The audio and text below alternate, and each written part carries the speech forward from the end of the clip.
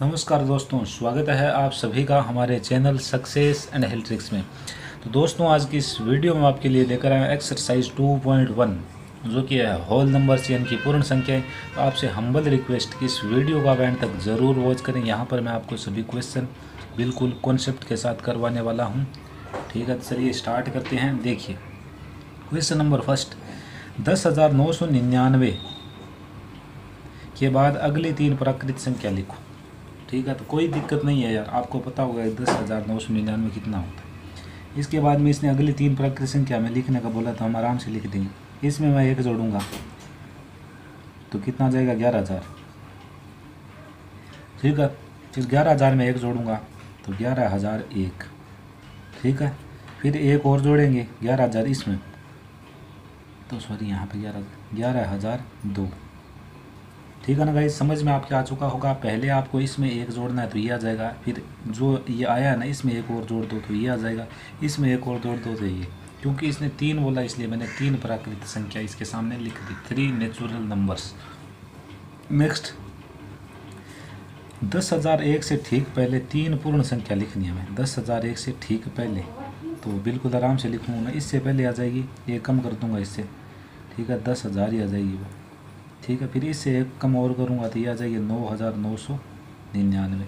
एक कम और कर दूँगा इससे, क्योंकि इस बार इसने पहले वाली पूछी है तो पहले वाली पूछी है तो एक एक कम करेंगे। यदि बाद वाली पूछते तो एक एक जोड़ते हैं, पहले वाली पूछते तो एक एक घटाते हैं या फिर कम करते हैं। नेक्स्ट क्वेश्चन देखिए, सबसे छोटी पूर्ण संख्या कौन सी है?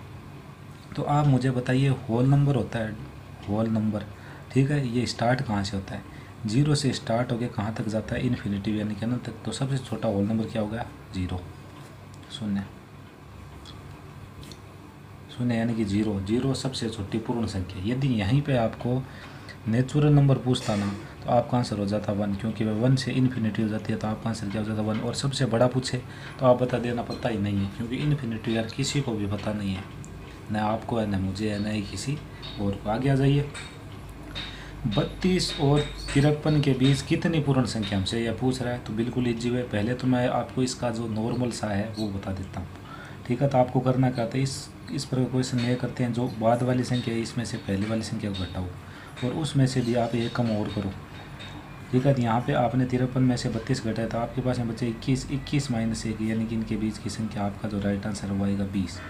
अब गाइज इसके पीछे का कॉन्सेप्ट मैं आपको बताता हूँ कि कैसे है। देखिए, मैं एक क्वेश्चन पूछ रहा हूँ आपसे, मैं ये पूछ रहा हूँ 4 और 5 के बीच कितनी प्राकृत संख्या। माना क्वेश्चन यही है, यहाँ पे कितना है 4 है और यहाँ पे कितना है 5। 4 और 5 के बीच कितनी पूर्ण संख्या है? अब आप घटा के दोगे, यहाँ से 5 और 4 के बीच में 1 है, ये तो बताओगे कि 1 है। बट आप मुझे बताइए 4 और 5 के बीच में कोई संख्या है क्या?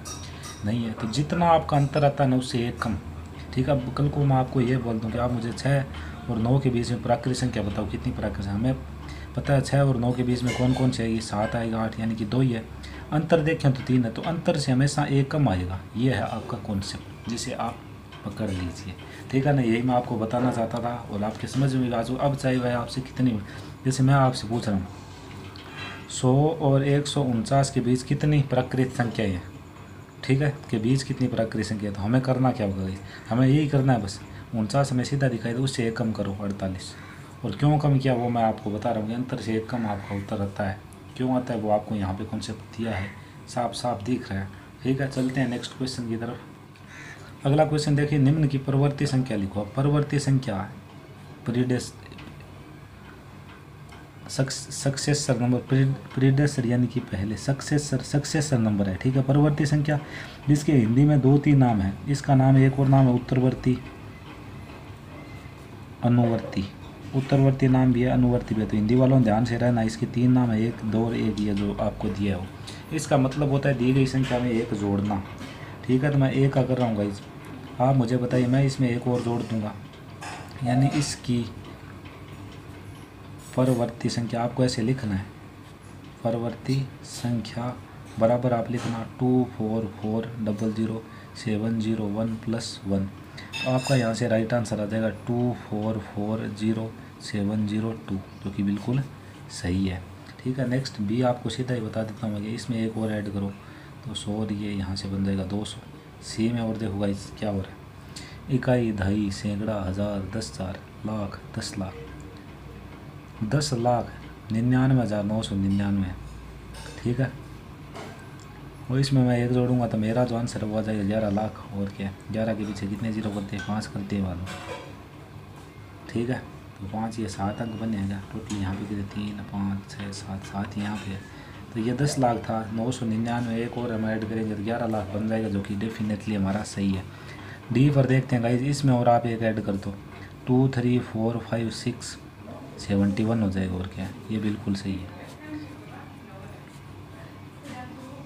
ठीक है गाइज, चलते हैं नेक्स्ट क्वेश्चन की तरफ, और बिल्कुल इजी वे में आपको समझाया गया है। नेक्स्ट क्वेश्चन देखिए, निम्न की पूर्ववर्ती संख्या यानी प्रीडेशन, पूर्व में से पहले। हिंदी वालों मुझे ये बताइए, पूर्व में से आपने सुना होगा क्या होता है, पहले। तो याद रखें यार, हिंदी टर्म्स में आपको बहुत शानदार पढ़ा रहा हूँ। ठीक है, बस देखते हैं आपको पता चल जाए, वरना ये क्या मिल जाती है। ठीक है ना, मैं मिलने नहीं दूंगा। तो आपको लिखना कि ए को आप करोगे इस तरीके से, लिखोगे 94 की पूर्ववर्ती संख्या। तो 94 की पूर्ववर्ती संख्या 94 माइनस 1 93 हमारा यहाँ से राइट आंसर हो जाएगा। ठीक है गाइज, अब करते हैं बी। इसमें से आप एक कम करो, 10,000 में से एक कम यानी कि 9,999 हमारा आंसर है। एक कम कर लेना बस, मैं सीधा बता रहा हूँ आपको। 20,809 है तो हमारा आंसर रह जाएगा 20,808, जो कि बिल्कुल सही है। डी और बता देता हूँ आपको, 7 6 5 4 3 2 21 है, यहाँ पे आ जाएगा 20। बस और क्या, हमें पढ़ने ना आए थे, पढ़ने को मैं पढ़ दूँ इसको, देखिए कैसे पढ़ता हूँ। 76,54,320, क्योंकि यार मेरे लिए काफ़ी ज़्यादा ईजी हो चुकी हैं। गाइस चलते हैं नेक्स्ट क्वेश्चन की तरफ। काफ़ी ईजी क्वेश्चन है ये। ग्रेटर देन लेस देन चिन्ह लगाकर संख्या की बाईं ओर स्थिति बताइए, यानी बाईं ओर कौन सी संख्या स्थित होगी, यह हमसे यह पूछ रहा है। हम इसको बताएंगे, और बिल्कुल ए मैंने लगा लिया है। अब आप मुझे ये बताइए गाइज, 530 और 503 है, इनमें पहले कौन आता है? जाहिर सी बात है 503 आता है, तो 503 आप पहले लिखो। ठीक है, और फिर आप थोड़ा सा स्पेस छोड़ के 530 लिख दो। यहाँ पे बीच में आप एक ये बना लेना बॉक्स में। अब आप बताओ आप कौन सा चिन्ह भरोगे। सीधी सी बात है, ये बड़ा है तो इसकी साइड आप मूव कर दो, इसकी साइड चोंच अपने आप रह जाएगी। ठीक है गाइज, यदि आप नोट लिखना चाहे तो यहाँ से लिख सकते हैं, जैसा कि मैं आपको बता रहा हूँ। नोट, छोटी संख्या कोमा बड़ी संख्या के बाईं ओर स्थित होती है, बाईं ओर स्थित होती है। कॉन्सेप्ट है यार, मैं आपको मेरे मन से बता रहा हूँ, ये पूछने को पूछा जा सकता है, आपकी बुक सी ऐसी है।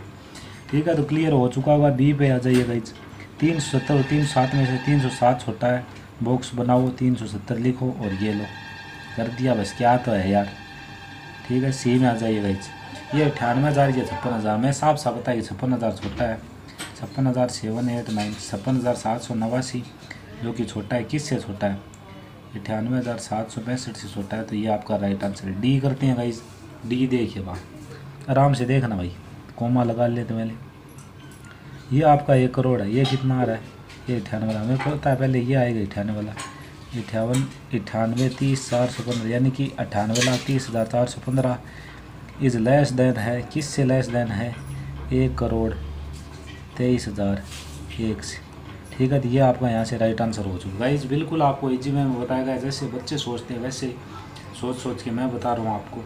ठीक है, चलते हैं लास्ट क्वेश्चन की तरफ, जो कि काफ़ी ज़्यादा इजी है गाइज। मुझे बताना है नेक्स्ट क्वेश्चन में सत्य और असत्य। सत्य के लिए मैं सही का चिन्ह लगाऊंगा और असत्य के लिए मैं क्रॉस का चिन्ह लगाऊंगा।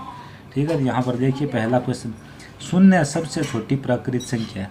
शून्य तो प्राकृत संख्या है नहीं, सबसे छोटी प्राकृत संख्या होती है 1, यानी कि यह बात गलत है, तो क्रॉस।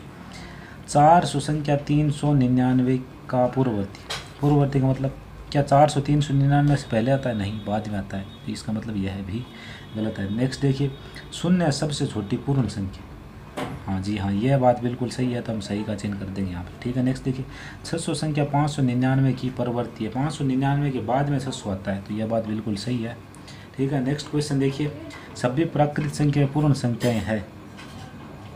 ये बात सही है, सभी पूर्ण संख्या प्राकृत संख्या। ये बात गलत है, क्योंकि जीरो है ना जीरो डब्ल्यू यानी कि होल नंबर तो है, बट जीरो नेचुरल नंबर नहीं है।